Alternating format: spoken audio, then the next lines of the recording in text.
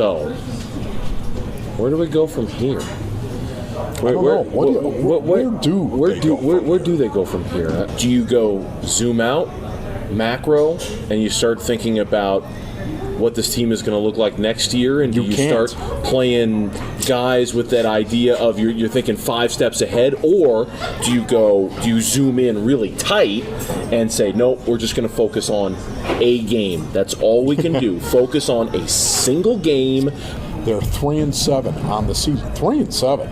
When you're 3-7 on the season in most divisions in the National Football League, it's time for you to change your perspective in how you're going to approach games and evaluating players and trying to determine who's going to be here 2 years from now, who's going to be on this football team 3 years from now, who's part of the problem and who's part of the solution. I heard you say that this morning, and that's what made me think of that. I mean, isn't that what 3-7 teams typically do? Except if you're in the NFC West. Again, think about this. It sounds crazy, but the Arizona Cardinals are 2 games back with 6 games to go. The Seattle Seahawks are capable of losing every game they play, and I don't mean that as a beatdown on them. I mean that as an indicator as to how good I think they are. You cannot give up on this division yet and change your lens, change your perspective.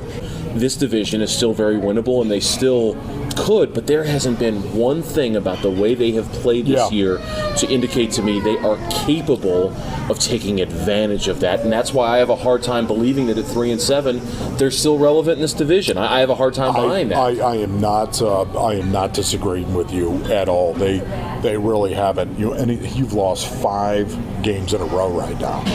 It doesn't happen to good teams. They just don't go on these 5-game slides.